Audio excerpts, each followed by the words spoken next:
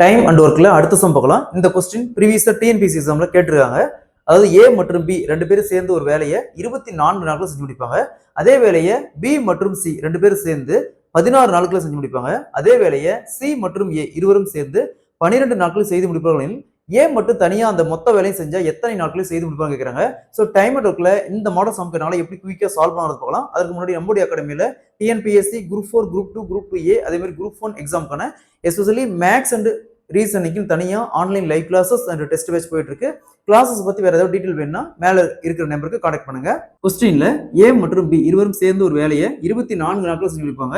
அதே பி மற்றும் சி ரெண்டு பேரும் சேர்ந்து 16 நாட்கள் அந்த வேலையை செஞ்சு முடிப்பாங்க. அதே சி மற்றும் ஏ ரெண்டு பேரும் சேர்ந்தா 12 நாட்கள் அந்த வேலையை செஞ்சு முடிப்பாங்கன்னா ஏ மட்டும் தனியா செஞ்சா அந்த வேலையை எத்தனை நாட்களில் செய்து முடிப்பாங்க கேட்கறாங்க. ஸோ இந்த மாடல் சம் கேட்டாங்களா, ஃபர்ஸ்ட் இந்த 3 வேலைக்கும் காமனா எல்சிஎம் எடுங்க. ஸோ என்ன இருக்குது 24, அடுத்தது 16, அடுத்தது 12. ஸோ ஃபர்ஸ்ட் ரெண்டால கேன்சல் பண்ணுங்க. 12, 8, 6.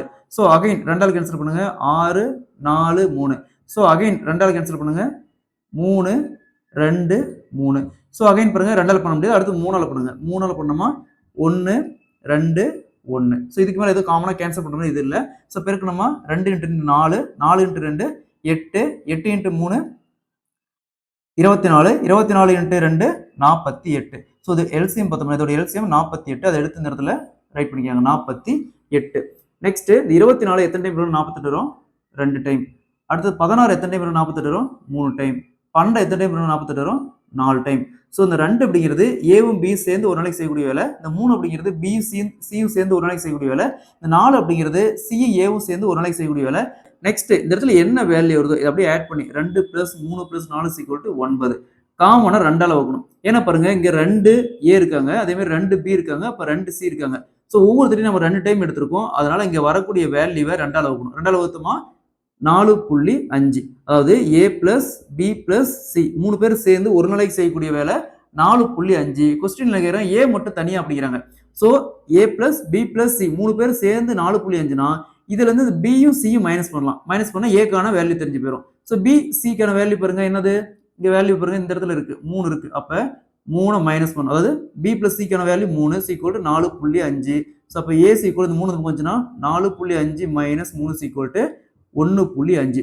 ஸோ ஏ மட்டும் தனியா ஒரு நாளைக்கு 1.5 வேலை செய்வாரு. மொத்த வேலை 48. எப்பவுமே நம்ம எல்சிஎம் எடுத்து போடக்கூடிய வேல்யூ தான் மொத்த வேலை. இந்த மொத்த வேலையுமே ஏ மட்டும் தனியா செய்யறாரு. அப்ப 48 வகுத்தல் மொத்த வேலை வகுத்தல் ஒரு நாள் வேலை 1.5 கேன்சல். 48 1.5ஆல கேன்சல் பண்ணுவோம்னா வரும் 32 நாள்.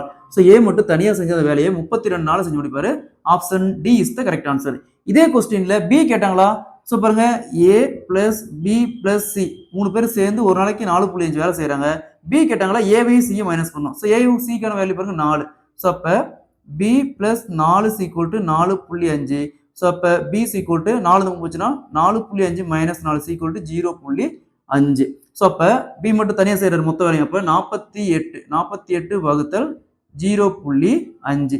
ஸோ 48 0.5 கேன்சல் பண்ணா 96 நாள். பி மட்டும் தனியா செஞ்சா 96 நாள் ஆகும். சரிங்களா?